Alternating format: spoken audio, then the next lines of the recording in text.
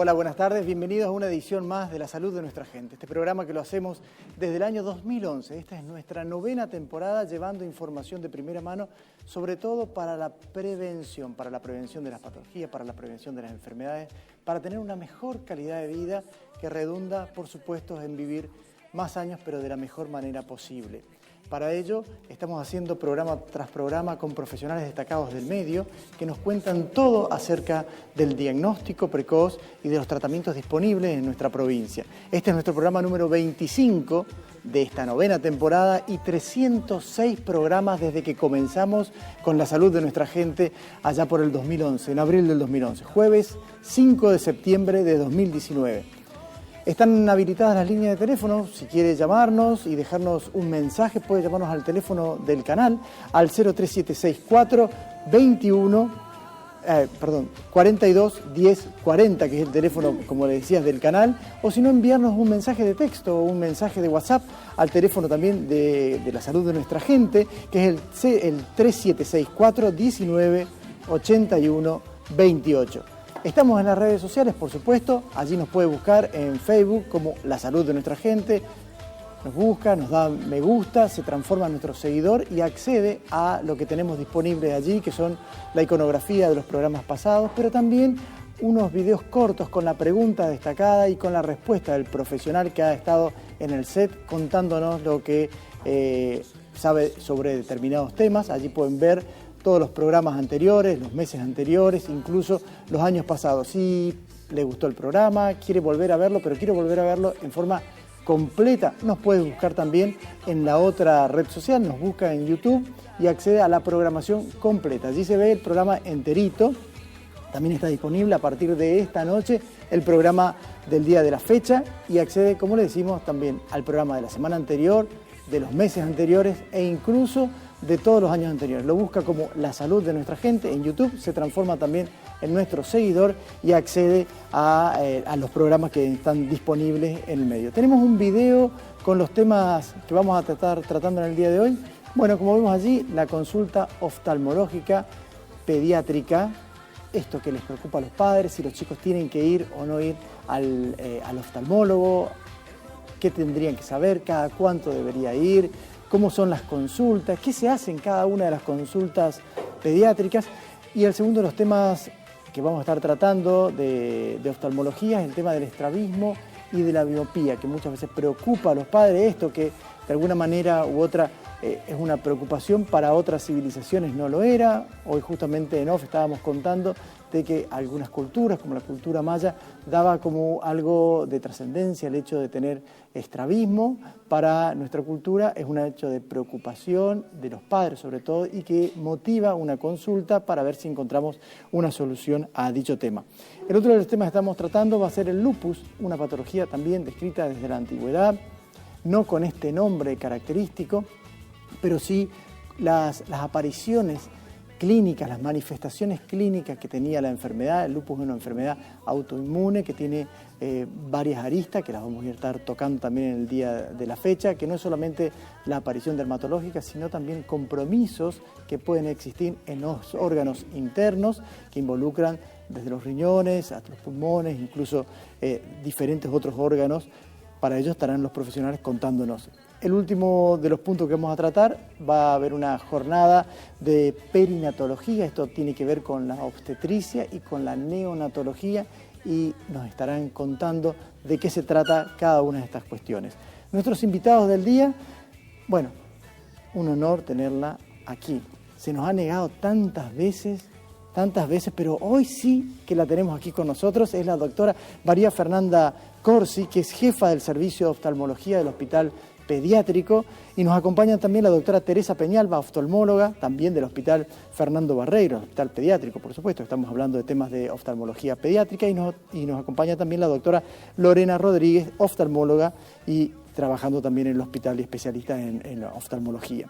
Para tratar el tema que atañe al lupus, estará con nosotros el doctor Cristian Quirós, que es reumatólogo, y haciendo referencia a las jornadas de perinatología, nos acompañará Cristina Sinch, que es enfermera en el Hospital Materno Neonatal. Yo tengo nuestros invitados en la mesa, así que me voy a dirigir hasta allá para darle la bienvenida y agradecerle muchísimo que nos acompañe. ¿A qué se debe este honor? Primero, muchísimas gracias por la invitación.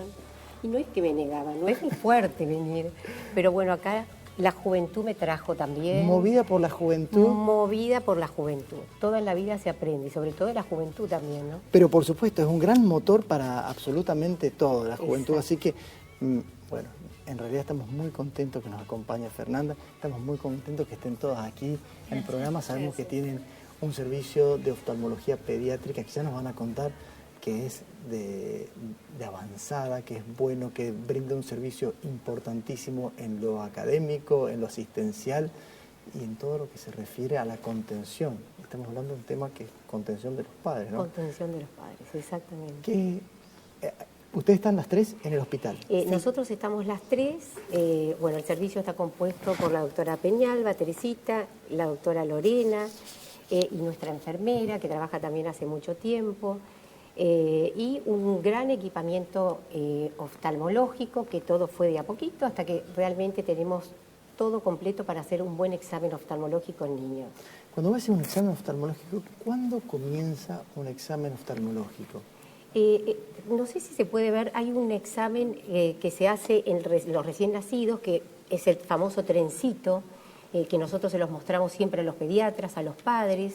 Se hace al nacer, a los 3 años, al ingreso escolar y posteriormente cada 2 años. Por supuesto, todo esto no es estricto, porque dependiendo de la patología del niño, uno tal vez se adelante y lo ve menos, antes de los 3 años, por ejemplo, de acuerdo a lo que uno está observando. Pero, ¿por qué es la importancia? Si seguimos en la otra fotografía, ahí podemos observar, por ejemplo, hay otra más también, anterior, que a mí me gustaría recalcar que todo examen oftalmológico en los niños debe ser hecho por un oftalmólogo de experiencia. ¿Qué quiere decir esto? Puede ser un oftalmólogo de adultos, pero tiene que tener experiencia de ver en niños también, porque hay 2 tipos de exámenes de fondo de ojo que se pretende que se vea antes del mes de vida, que puede ser... O sea que el chiquito nace y vos antes del mes el papá lo tiene que llevar a un consultorio pediátrico, en este caso ustedes, por ejemplo, en el hospital, para que hagan un fondo de ojo. ¿Qué es un fondo de ojo? Un fondo de ojo se hace de 2 formas, pero la forma ideal, si pasamos a la otra, a ver si hay otra, anterior, se hace con oftalmoscopía binocular indirecta. ¿Qué quiere decir? Es un equipo donde lo ocupa solamente el oftalmólogo, que es como una vincha, que a veces los pacientes más chiquititos de 3 años te dicen, uy, parece una minera, doctora, donde se puede evaluar dentro del ojo con una lupa. Pero ¿qué quiere decir también? De que lo podemos hacer con otro equipo, que es el directo, pero no nos permite ver la periferia. O sea que cualquier patología que yo pueda detectarlo, lo voy a hacer con un oftalmoscopio indirecto, donde yo puedo dilatar la pupila, que se le coloca una gotita, que produce una midriasis en el ojo, y con una lupa lo observamos acostadito. Ahí está la foto que quería explicar. El de la izquierda es el oftalmoscopio indirecto, que ese es el que se debe hacer y lo correcto, y todo fondo de ojo en chicos tiene que ser con dilatación pupilar. No me sirve hacerlo con el anterior. ¿Por qué? Porque me permite ver solamente polo posterior, una parte del fondo de ojo. Y yo quiero ver todo el fondo de ojo para detectar patologías, como por ejemplo, cuando veo el recién nacido, desde un tumor, que hay tumores, hemos detectado muchos en el hospital, el tumor del recién nacido hasta el año, que es el famoso retinoblastoma, desde una catarata congénita, desde una patología que también la vemos mucho, glaucomas congénitos, de una ptosis, que ahí había una foto también que habían pasado, que es la caída del párpado. ¿Y por qué nos sirve estos controles? Claro. Por ejemplo, acá tenemos esta foto que vemos la caída del párpado, llamado ptosis, y si nosotros lo vemos en un niño recién nacido, tenemos que evaluar si ese párpado obstruye totalmente la visión. Si obstruye totalmente la visión, ¿qué debemos hacer? Explicarles a los papás que al principio puede pasar de que tengamos que hacerle tratamientos con elevación del párpado y una cintita, hasta decidir la conducta quirúrgica. ¿Por qué? Porque si ese ojo no lo eleva y no le permite visión, existe lo que se llama ojo perezoso o ambliope, que es un tema que se soluciona. Y si nosotros lo dejamos así, después pasa y el niño no va a ver más. Y el ojo perezoso y ambliope, que es cuando hay mala visión o mal desarrollo de la agudeza visual, lo podemos detectar y solucionar. Claro. Dijiste que los controles eran a los 3, antes del mes, al nacer, al tercer mes, a los 2 años, y después se puede hacer cada 2 años. Yo supongo que al tercer año de vida o antes de ingresar en la etapa escolar es para determinar si están pudiendo discriminar las letras, sí, ¿no es cierto? porque hay muchos vicios refractivos, que también vamos al tema de que les explicaba que es el ojo perezoso o ambliope.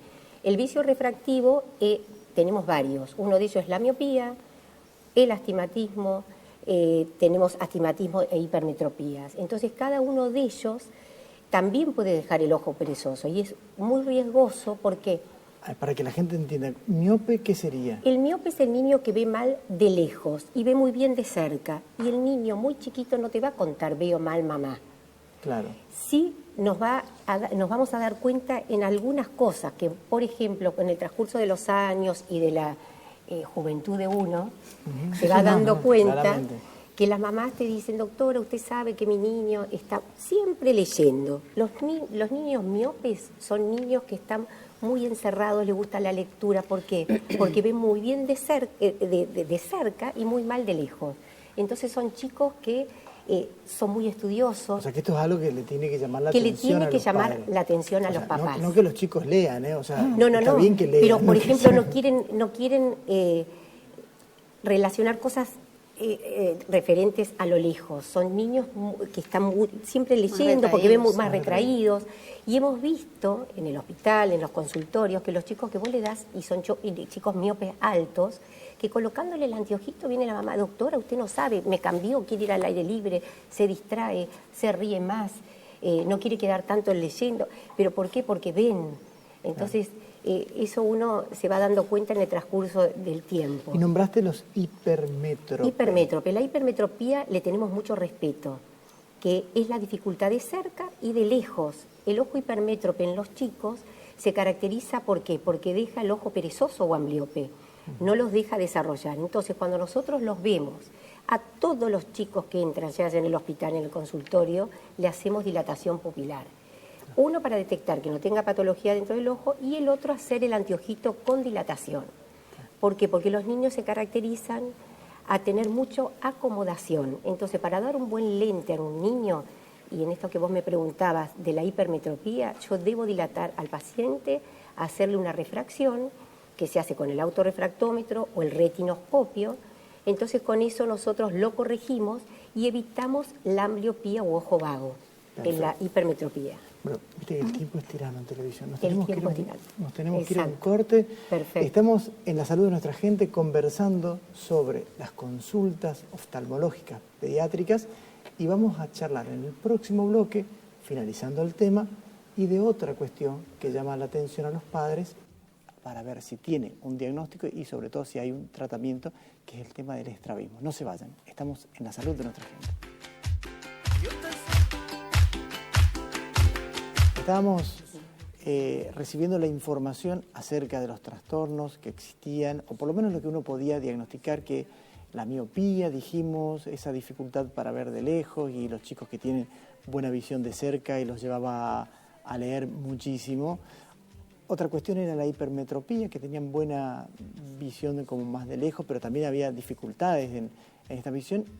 Y nombraste el tema del ojo perezoso, de la ambliopía. En ese caso, ese ojo perezoso, que bueno, obviamente habrá tenido un problema para acomodarse, o cuál sería el diagnóstico, cuál sería la patología principal. La ambliopía o ojo perezoso es la falta de desarrollo visual del ojo. En la etapa del ojo, nosotros siempre les repetimos a los papás que el ojo tiene una edad para aprender a ver. Varía según los autores entre los 7 y los 9 años. Esos primeros años de vida es donde el ojo recibe la mayor información para su desarrollo visual de adulto. Entonces, por eso es lo importante, recalcábamos recién, del tema de los controles, desde el momento que nacen, al año de vida, a los 3, 4 años y el ingreso escolar.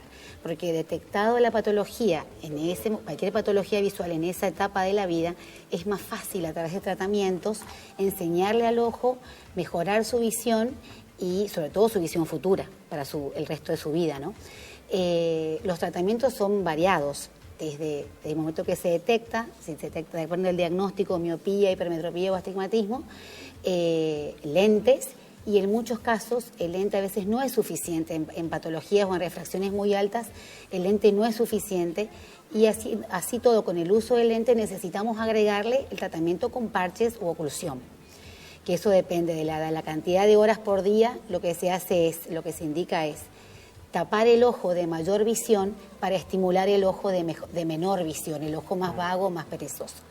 Esa es la cantidad de horas por día, depende de la edad del paciente, depende de la magnitud de la refracción y cómo vaya respondiendo al tratamiento. En casos muy severos de ambliopía, estamos hablando empezamos desde cuando son bebitos, 20 minutos, media hora, hasta 4 o 5 horas, dependiendo, en chicos más grandes, dependiendo cómo vayan respondiendo. O sea, para que ese ojo que pueda es desarrollar, perezoso se estimule. Se estimule y aprenda a ver. Se estimule y aprenda a ver. Entonces, ahí tenías unos parches. Sí, esto los hacemos en el hospital, porque hemos visto que una de las principales causas de fracaso en el tratamiento es el costo de los parches. Claro. Los parches en las farmacias tienen su costo, entonces a veces vienen los papás y no cumple el tratamiento porque no los pueden comprar. Claro. Entonces nosotros los hacemos con Norma, nuestra enfermera que hoy no puede venir, ella nos ayuda, nos facilita en el hospital la goma Eva, los cortamos y lo que le pedimos, hacemos 2 agujeritos, lo que le pedimos a los papás es que midan con un elástico, un cordoncito, elástico colita de ratón, para hacer un parche pirata y tapar el ojo y arriba va el anteojo. 3 horas, 2 horas, dependiendo cómo vamos viendo que responda, y en esas 2, 3 horas el paciente tiene que estar estimulando su visión, ya sea dibujando, escribiendo, leyendo, que haya estímulo de la visión. No es para dormir, se supone que ella tiene que estar haciendo una actividad de fijación. Y lo ideal sería que esté en la casa, que no vaya a la escuela con el parche, claro, y que el parche vaya debajo del anteojo, o sea, va sobre la piel, sobre el párpado y después el anteojo. El anteojo arriba. Porque si va sobre el anteojo, espían hacia los costados y no nos sirve. Claro, claro. Ahora, un ojo que es perezoso puede también desencadenar que existan trastornos en los músculos que deriven a una desviación de esa mirada. Sí. ¿Qué sería Hay eso? diferentes estrabismos. Hay diferentes tipos de estrabismo. Hay estrabismos que el niño nace y presenta la desviación primero, y hay otros niños que por deprivación, por falta de desarrollo visual, con el transcurso de los años desvían, ¿sí? El estrabismo lo pueden tener los niños y también lo pueden tener los adultos. Para que la gente el ojo está así, creo que tenemos acá un ojito, ¿sí? Y tiene músculos que hacen que se mueva para arriba, para abajo. El ojo está formado por 6 músculos, 2 músculos arriba, 2 músculos abajo y un músculo a cada lado. Tenemos 2 globos oculares. Ambos se coordinan, que si yo miro a la derecha, se mueven de forma conjunta ambos ojos. Hay un músculo que se relaja y hay un músculo que se contrae. Claro. Cuando miramos hacia arriba pasa lo mismo y hacia abajo también. ¿Qué pasa? Cuando tenemos estrabismo hay un músculo que tiene más fuerza que otro y lleva el ojo, por ejemplo, si tengo una desviación hacia afuera, el músculo que está hacia afuera, que se llama recto lateral, va a tener más fuerza que el músculo que está hacia adentro. Por eso es que me va a llevar ese ojito hacia afuera. Se pierde la simetría de la mirada. Se pierde el alineamiento de los ojos. Y esto, en los chicos, cuando presentan primero el estrabismo, es muy importante el diagnóstico y el tratamiento precoz, porque estos chicos al tener el ojo desalineado, van a perder la binocularidad, que es la mejor visión que tenemos nosotros, ver con los 2 ojitos. ¿Y es lo que te da la profundidad? Es lo que nos da la profundidad, la estereopsis llamamos nosotros. Por eso, ese ojo que está desviadito puede llegar a ser ambliope. Claro. Y el estrabismo se puede tratar de diferentes formas. Se puede tratar con parches, no solamente para... El parche lo que me va a hacer es que el chico recupere la visión de ese ojo, si se puede, y si lo tratamos a tiempo, parchamos el ojo que no está desviado o el que lo tiene mayor tiempo derecho para estimular el que está desviado, ¿sí? Claro. Entonces, hay veces que los padres piensan que con el parche o la población común nosotros vamos a mejorar el estrabismo. Con el parche nosotros mejoramos la visión para después tratar el estrabismo. que hay estrabismos que se tratan con lentes, que nosotros le ponemos los anteojos y a eso lo llamamos acomodativo y el paciente endereza los ojitos, y hay otros estrabismos que llamamos parcialmente acomodativos, que le ponemos los anteojitos y mejora un poquito la desviación, pero queda un residual. Ese residual que queda se lo puede tratar de forma quirúrgica, dependiendo de la magnitud, y hay otros estrabismos que no van a mejorar con anteojos y esos van a tener tratamiento quirúrgico. También hay estrabismos que solamente los tratamos con ejercicios ortópticos. Ahí justamente a eso quería llegar, porque me imagino que también de que debe haber gravedades, ¿no? Haber pacientes que vos ya sabés de antemano que por más que hagas parches o los ejercicios, o digamos, bueno, o los lentes, no van a andar demasiado y que lo tenés que mandar a hacer ejercicio. No todos los estrabismos se tratan con ejercicios ortópticos. A veces tiene que estar bien indicado el ejercicio ortóptico, porque dependiendo si indicamos en un estrabismo que no es parcialmente, que no es acomodativo, o un estrabismo que no es intermitente, que es permanente, le vamos a llevar al paciente a que vea doble. Entonces hay casos específicos en que nosotros, según la evaluación de cada paciente, le indicamos el ejercicio ortóptico. Si no, ya le vamos explicando a los padres que vamos a empezar con el anteojo, que si no mejora, lo vamos controlando al mes, vamos a ir viendo si queda con desviación, en algún momento se puede operar. ¿El paciente te puede relatar de que ve el doble o no? Generalmente los adultos o los niños que ya desarrollaron su visión con más de 7 años y que ahí desviaron. Esas desviaciones tenemos que tener muchos cuidados porque pueden ser por alguna parálisis de algún nervio que domina estos músculos. Nosotros también siempre le pedimos un examen neurológico porque hay casos en que tumores a nivel cerebral pueden producir un estrabismo y se manifiesta con la visión doble. Entonces todos los pacientes con estrabismos que vemos nosotros los evaluamos y le pedimos un examen neurológico. Y hay adultos que, por ejemplo, tienen hipertiroidismo, hay pacientes que tienen diabetes descompensada que presentan un estrabismo. Nombraste algo que era el acomodativo. Son esas personas que de pronto miran fijo a algo y ahí es donde desvían, pero que por ahí uno no se da cuenta. Ese es el intermitente, por ahí. Ajá. Y el acomodativo lo llamamos porque tiene una hipermetropía tan alta, que era lo que explicaba Fernanda, y esa hipermetropía es tan alta que el paciente a veces logra ver bien, pero hace un esfuerzo de acomodación y eso desvía el ojo. Entonces a veces esos niños nos ven todo el cartel, tienen excelente visión con cada ojo, pero tienen la desviación ocular. Le hacemos una dilatación pupilar, como explicó Fernanda, vemos que todas las estructuras de adentro del ojo estén bien y nos fijamos qué graduación tiene ese ojito. Hay veces que el paciente ve todo el cartel y tiene una graduación de +3, por ejemplo, que es bastante. Le ponemos los anteojitos y ese paciente con el tiempo relaja esa acomodación y los ojitos quedan alineados. Ese es el acomodativo. El padre, bueno, obviamente que si no anduvo con los tratamientos que hiciste, te va a preguntar si existe algo quirúrgico para resolverle esto. ¿Y ahí? Lo quirúrgico sí, pero es estético. Yo siempre le digo a los padres, ¿por qué? Porque yo con una cirugía no voy a hacer que el paciente desarrolle la visión que no desarrolló. Por eso es importantísimo el uso de los parches. Claro. Nosotros tenemos el estrabismo por un lado y la función visual por el otro. Van de la mano, pero en el momento de tratar tenemos que tratar la función visual para después corregir el estrabismo. Claro, y eso lo hacemos con los parches. Claro, se prepara al paciente como para después ser operado, en los casos que indiquemos la cirugía. Es muy importante lo que estamos charlando, porque si no, queda todo como en manos de una técnica quirúrgica que supuestamente podría llegar a resolver y en realidad algo que no le damos bolilla, que mira, ponete un parche, ya, pero ¿cómo puedes seguir poniéndote un parche? Bueno, estamos viendo de que eso es lo que, digamos, es la antesala de lo otro en todo caso, ¿no? Y eso le explicamos a todos los pacientes, porque a veces le das el parche, le explicás, vuelve a venir y dice, pero sigue desviando, doctora. No, sí, va a seguir desviando, pero ahora ves más letras del cartel. Claro. Eso es lo que el día que el ojito esté derecho, que sea cuando tenga 1 año o cuando tenga 10, los 2 ojos le funcionan. La función visual, eso es lo que estamos tratando. Claro, la agudeza visual. Tengo algo que quiero que me cuenten de una jornada, pero antes de eso, contame cuánta gente atienden en el hospital.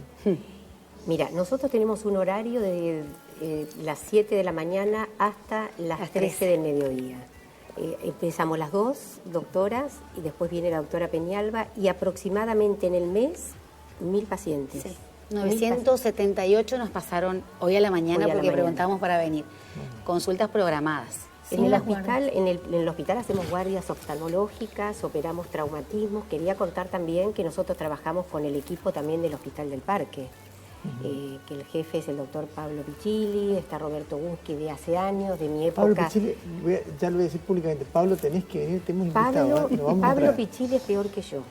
Bueno, no sé si él va a aceptar. Te hemos sentenciado, Pablo. Bueno, con Pablo y el doctor Gunski y el equipo que trabaja, también gente que hace pediatría, porque la parte, todos somos oftalmólogos, pero después dentro de la oftalmología cada uno se dedica a pediatría, la doctora estrabismo, nosotros la parte clínica oftalmológica, cirugía. Entonces siempre trabajamos con los dos hospitales. Claro, en conjunto. En conjunto. Me contabas hoy en off lo de las jornadas. ¿De qué se tratan esas jornadas oftalmológicas? Sí, vamos a aprovechar la oportunidad ya que estamos hablando de ambliopía. Sí, claro. Nosotros hace 3 años, nuestro hospital, el Hospital Pediátrico, es sede en Misiones de la campaña latinoamericana de ambliopía para prevención de ambliopía. Lo organiza la Sociedad Argentina de Oftalmología Infantil en conjunto con el Consejo Argentino de Oftalmología, el CLADE, que es el Consejo Latinoamericano de Estrabismo. Se elige el 10 de octubre porque es el Día Mundial de la Visión. Ese día, lo tenemos en pantalla. Ese día lo que hacemos, apuntamos a 2 cosas básicamente. Primero es la información. Ese día, desde las 7 de la mañana hasta las 13 horas, recibimos a los pacientes y a los papás. Porque parte también se entregan folletos explicativos, instruyendo lo que son la importancia de los controles desde el nacimiento. Entregamos parches en forma gratuita, los hacemos nosotros, nos ayudan los residentes del hospital, nos ayuda nuestra enfermera Norma, la parte directiva también siempre está apoyándonos en la campaña, porque es mucha gente la que viene, porque una semana, 10 días antes hacemos mucha difusión. El tema, ese día lo que hacemos es, invitamos a los pacientes, lo que hacemos es detectar visión, tomar visión. Los pacientes que detectemos que tienen algún problema, que con el cartel no llegan a ver lo que necesitan ver para la edad, se le programa un turno para después hacerlo con fondo de ojo, todo el examen completo, ya con más tiempo. Detectamos pacientes. Y hay pacientes que también ya están con tratamiento con parches y vienen a buscar los parches. Porque como decían, muchos no los pueden comprar o se les pierden. Entonces también entregamos de forma gratuita los. Y lo que queríamos recalcar, que no nos queremos olvidar, es que el doctor Cecino y equipo, la Cámara de Representantes de la provincia, lo declaró de interés provincial. Ya hace 3 años que lo estamos haciendo y todos los años lo declara de interés provincial a la jornada, a la campaña de ese día, y también ellos nos ayudan mucho a difundir para llegar al interior. Y nosotros somos el hospital de referencia de Paraguay, Corrientes, el interior, y mucha la gente que viene ese día. Bueno, entonces esperemos que, por supuesto, que... El 10 de junio, el 10 de octubre. No, el 10 de octubre. El 10 de octubre, entonces estaremos en la campaña esta. Si tuviésemos que darle un mensajecito a los padres, les voy a pedir a cada una que me digan algo que tenga que ver con la prevención. Lo fundamental es traerlos a realizar un buen fondo de ojo, no tener miedo, es un examen totalmente inocuo. El paciente, sí le quería comentar, nosotros a veces cuando son muy chiquititos y no abren los ojitos le ponemos lo que se llama bléfaro, que a veces los papás tienen un poquito de temor o se impresionan, les explicamos que le ponemos un poquito de anestesia porque a veces los niños hacen mucha fuerza, entonces con este bléfaro nos ayuda a ver bien la periferia, porque hemos tenido muchos casos de toxoplasmosis, retinoblastomas. Para que concurran a la consulta. A la consulta. Para el diagnóstico de la ambliopía, bueno, que si ven algún... Que desde el momento que nacen, como decía Fernanda, desde el momento que nacen es importantísimo. No es aprovechar esos primeros años de vida donde el ojo recibe toda la información y es la información que después conservan para su vida adulta. En el caso de la prevención del estrabismo. Es recalcar los controles. El estrabismo no hay tanto inconveniente porque los padres ven al paciente que desvía. Lo que yo más recalcaría es el examen con fondo de ojo, porque podemos prevenir podemos detectar a tiempo un tumor que se llama retinoblastoma, que pone en riesgo la vida del paciente. Y la única forma de verlo y tratarlo a tiempo es con el fondo de ojo. O sea, hasta le podemos salvar la vida con un simple examen. Chicas, muchísimas gracias por habernos acompañado aquí en La Salud de Nuestra Gente. Hemos agotado el tema de los controles y hemos abordado la parte de estrabismo. Yo les agradezco muchísimo que hayan estado aquí. Les deseo muchísima suerte. Toda La Salud de Nuestra Gente les desea suerte para las jornadas del 10 de octubre y que no sea la última, Fernanda, ¿eh? No. Tenemos que tener de nuevo aquí. No, un placer, gracias. Nosotros nos vamos a un corte y continuamos en el próximo bloque con la salud de nuestra gente.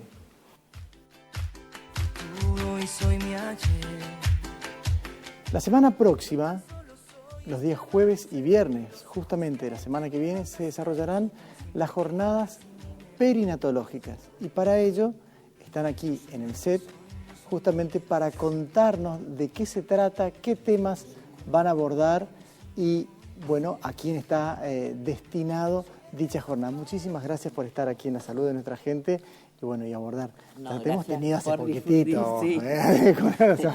Gracias por difundir, porque la verdad que es muy importante, ¿no es cierto?, para poder llegar a toda la gente. Sabemos que el programa se ve en todos lados, porque es importante seguir difundiendo. Estas son las jornadas por una maternidad segura y centrada en las familias, la sexta que hacemos, y por eso es importante, ¿no es cierto?, poder difundirlo.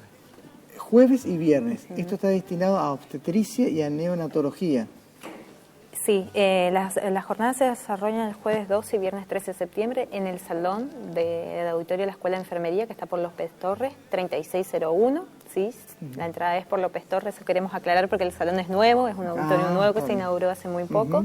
Y está destinado a todo el personal de salud, estudiantes de carreras afines. Y bueno, también hay temas como lactancia materna, que el público en general también puede, ¿no?, participar, nuestra sociedad en general.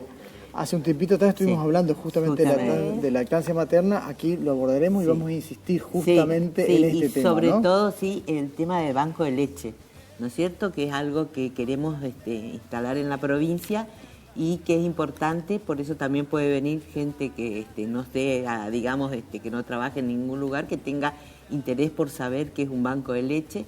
Va a venir la gente de Mendoza, que ellos ya desde fines del 2009 tienen instalado el banco de leche, como para contarnos un poco cómo transitaron, ¿no es cierto?, ese paso, porque tenemos que insistir en el tema de la lactancia y que todos los chicos tomen, sobre todo nuestros prematuros, ¿no es cierto? Bueno, yo les deseo toda la suerte del mundo, espero que se desarrolle de la mejor manera y que cada vez, vos dijiste el sexto año consecutivo, y cada vez pueda ser visto, se puede hacer, digamos, destinado a más gente, que más gente concurra para justamente tener esta maternidad centrada, segura y centrada en la familia, dándole un punto principal a la lactancia materna, que es un vínculo excepcional madre e hijo.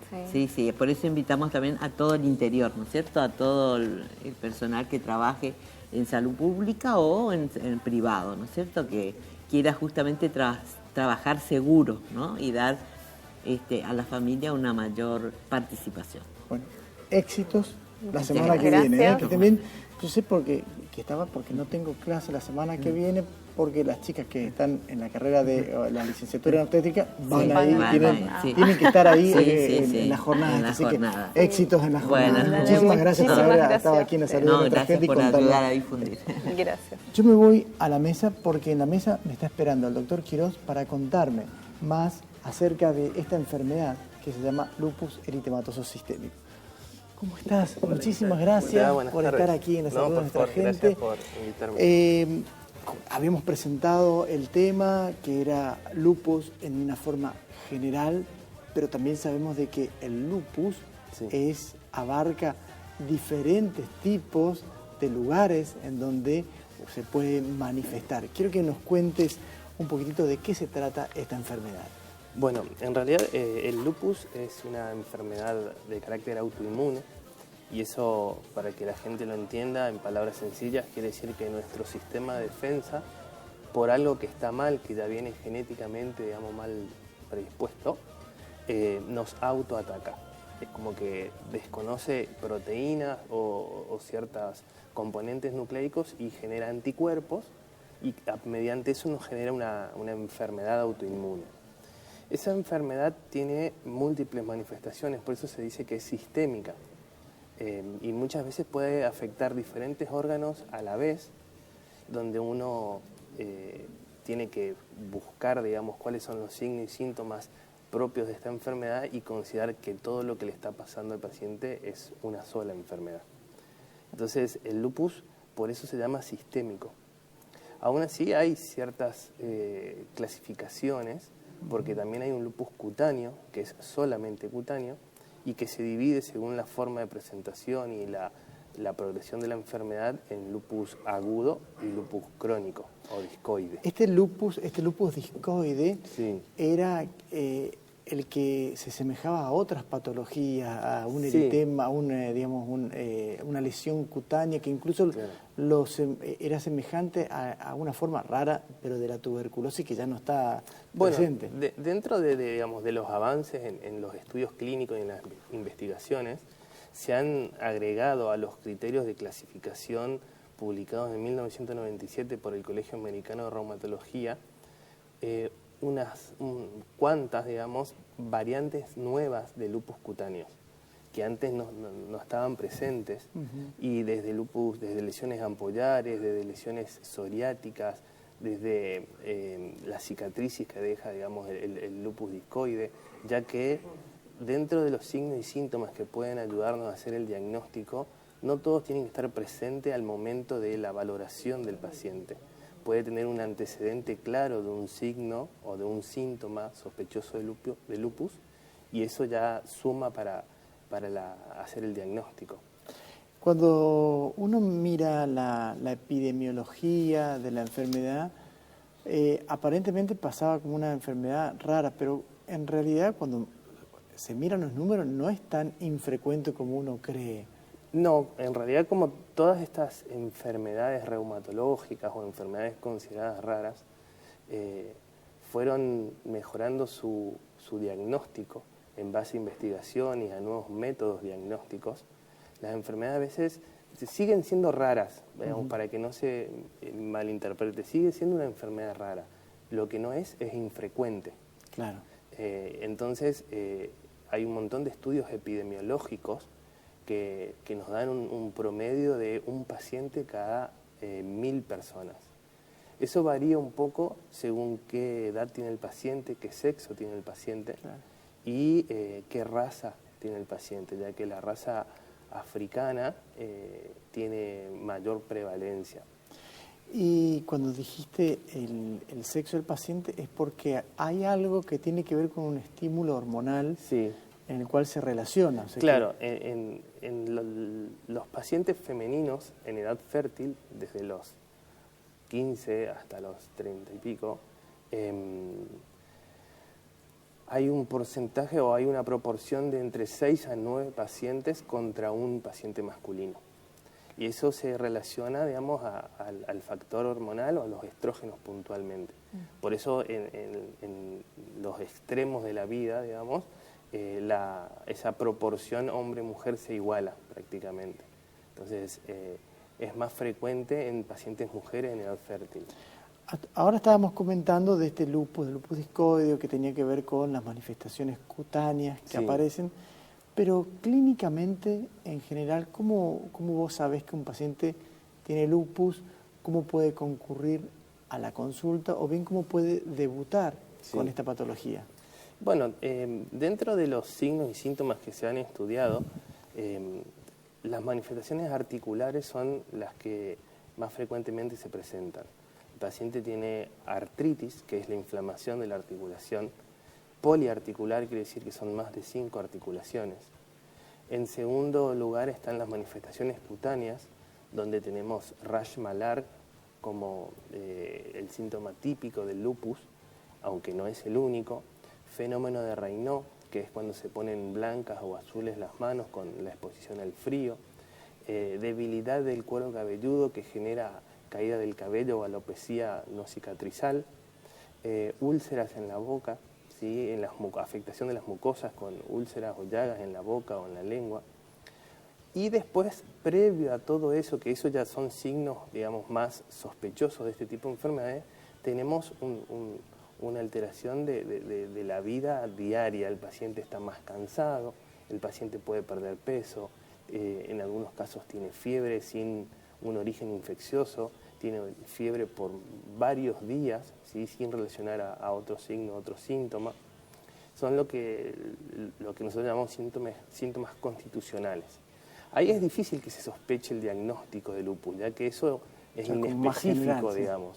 Una vez que el paciente va teniendo signos y síntomas que tienen menos frecuencia en otras enfermedades, y a medida que pasa el tiempo, porque esta es una enfermedad progresiva, a medida que pasa el tiempo se van sumando signos y síntomas. Claro. Por eso es más fácil el diagnóstico en un paciente que por ahí tiene una enfermedad desarrollada quizás de algunos meses. Entonces el diagnóstico es mucho más factible en ese caso.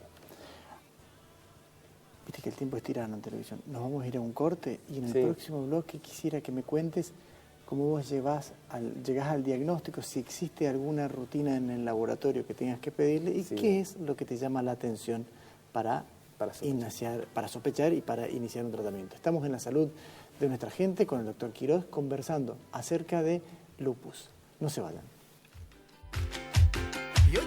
Estamos con el doctor Cristian Quirós conversando acerca de lupus. Nos contaste las manifestaciones clínicas, también nos comentaste que dependiendo del tiempo de la evolución podría ser más florido el cuadro clínico y va a haber determinadas cuestiones, nombraste las articulaciones, más de 5 articulaciones que podrían llegar a molestarle, a dolerle al paciente, bueno, entre otras varias. Pero, ¿qué otras pruebas, si existen de laboratorio o análisis o de algún otro tipo, placa, resonancia, te llevan al diagnóstico más cercano, digamos, ¿no? Sí, la enfermedad es una enfermedad, digamos, de sospecha clínica, de diagnóstico clínico que se apoya en estudios de laboratorio, básicamente. Los criterios de las guías oficiales de diferentes colegios, el Colegio Americano, el Colegio Europeo o la guía de la Sociedad Argentina de Reumatología, son criterios de clasificación, no son criterios diagnósticos. Y como te había dicho, a medida que pasa el tiempo, el paciente va teniendo diferentes signos y síntomas, algunos más leves y otros más graves. Los laboratorios pueden dar positivo antes de las manifestaciones clínicas, por lo cual no se llega al diagnóstico desde ese punto de vista. Ahora, una vez que el paciente tiene signos y síntomas, la fisiopatología, que es cómo se desarrolla la enfermedad, nos va a dar positivos ciertos estudios. Estudios específicos, que son estudios de anticuerpos, que no son estudios de rutina y que no se deberían pedir nunca si no hay sospecha clínica de lupus, porque no son 100% específicos y sí son sensibles a otros tipos de reacciones y la positividad de estos pueden dar un falso diagnóstico. Ahora, cuando la sospecha es real y se piden estos estudios y dan positivos, el diagnóstico está prácticamente sellado. Quería aclararte que los signos y síntomas más comunes en general no comprometen la vida del paciente. Pero un paciente con lupus sí puede tener un compromiso orgánico muy importante, como ser una nefritis lúpica, el compromiso del sistema nervioso central, alteraciones vasculares como trombosis, generando sí un cuadro médico de gravedad. Entonces, en ese caso, al lupus sistémico. Claro, ese es el lupus sistémico. Bueno, en realidad, dejando aparte el lupus cutáneo, el resto son todos sistémicos. Lo que pasa es que no siempre tenemos todos los signos y síntomas. Los pacientes vienen a la consulta a veces porque leyeron o porque alguien le dijo o porque alguien le recomendó. Y si no, los pacientes los vemos internados por interconsulta de los médicos clínicos, porque llega un paciente con alguna afectación grave, se sospecha un cuadro inmunológico, un cuadro reumatológico y nos llaman a nosotros. Cristian, ¿y existe un tratamiento para esto? Sí, bueno, la sobrevida de esta enfermedad cambió mucho de la década del 50, el 60 a esta fecha. Antes había una sobrevida que a veces no superaba el 50% según la afectación que tenía el paciente a los 5 años. Y hoy en día la sobrevida supera el 95% sin ningún problema. Los tratamientos, sí hay terapias nuevas que van apareciendo con los avances científicos, pero los tratamientos son más o menos los mismos que hace muchísimos años, antiinflamatorios e inmunosupresores. Y la clave está en cuánto tiempo tarda el paciente en tener el diagnóstico y eventualmente en empezar el tratamiento. Ahí veíamos en una placa donde también parte del diagnóstico podría ser cuando que le hagan una biopsia tanto en la piel como en el riñón cuando vos sospechás que puede llegar a ser este tipo de enfermedades para, bueno, tener el diagnóstico de anatomía patológica. Exactamente. De hecho son tipos de lupus donde a veces no hace falta tener cierta cantidad de criterios clínicos o cierta presencia de laboratorios para hacer el diagnóstico. Son casos excepcionales. Un paciente puede tener nefritis lúpica sin tener lupus sistémico. Y en ese caso el diagnóstico se da solamente con la biopsia renal, acompañado de un estudio inmunológico que se llama FAN o anticuerpo antinuclear más el anti-ADN positivo. En ese caso el paciente no tiene otra cosa. Entonces, es eso, pero no deja de ser sistémico. El nombre sigue siendo sistémico, pero no tiene manifestaciones sistémicas. ¿Y el tratamiento es el mismo que en el otro caso?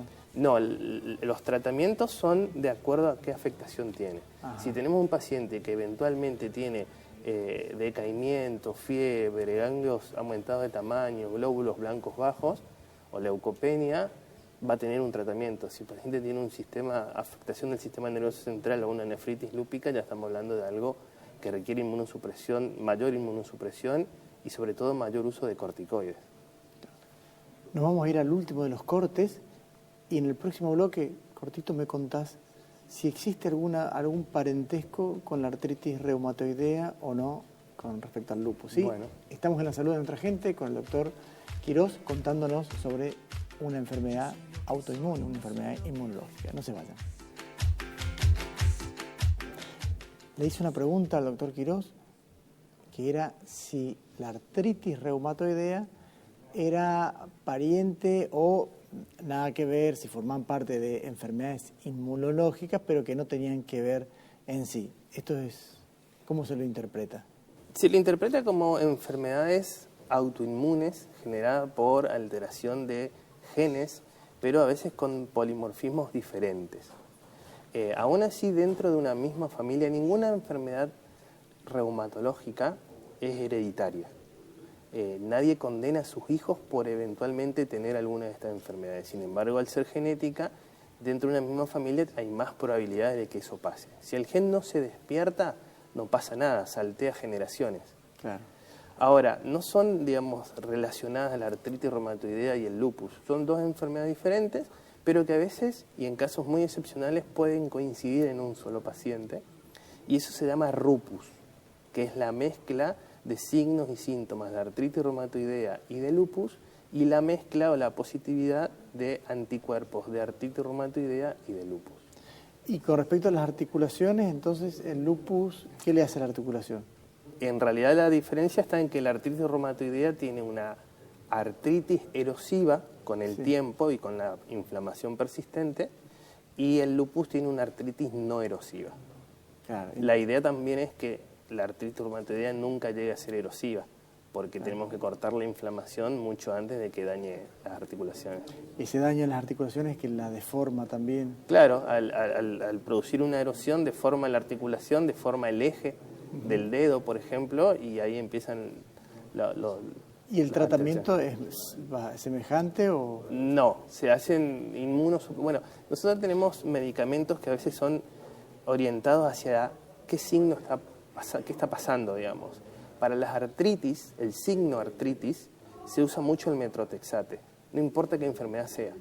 Entonces, a veces el tratamiento es parecido porque estamos tratando un signo, no importa qué enfermedad sea. Lupus, artritis reumatoidea, esclerodermia, síndrome de Sjögren, lo que sea. Y en el otro caso, bueno, ya estuviste comentando. Sí, no, después hay tratamientos puntuales que tienen, digamos, una inmunosupresión mayor. Y cuando estas enfermedades son todas inflamatorias, Entonces, cuando hay una crisis o cuando la enfermedad se está desarrollando, lo que genera todos los signos y síntomas es a través de inflamación. Entonces tenemos que cortar esa inflamación. Inflamación y dolor, ¿no? Exactamente. Y el mejor antiinflamatorio, el más potente y el más rápido, es el corticoide. Pero, asterisco, nunca se trata una enfermedad con corticoides crónicos. Es solamente al principio. Es para calmar la inflamación. El proceso inflamatorio, del dolor. al inicio de la enfermedad. Bueno, Cristian, yo te agradezco un montón que nos hayas acompañado en la salud de nuestra gente y te esperamos seguro para otro programa hablando de enfermedades reumatológicas. Bueno, gracias, un gusto cuando quieran. Bueno, nos tenemos que despedir, no antes, para decir que qué manera de aprender en el día de hoy, ¿no? Hemos aprendido un montón. El 8 de septiembre es el Día Mundial de la Fibrosis Quística. Cuando nosotros hablamos de Día Mundial no estamos hablando de que estamos celebrando nada, sino que estamos tomando conciencia de que dichas patologías existen, que dichas enfermedades existen y que por supuesto hay diagnósticos y de que hay tratamientos que se pueden realizar en cada una de ellas. Bueno, nos tenemos que ir, los esperamos el próximo jueves, como siempre, aquí en La Salud de Nuestra Gente, de 16 a 17 horas, en el canal 12, que es parte de tu vida.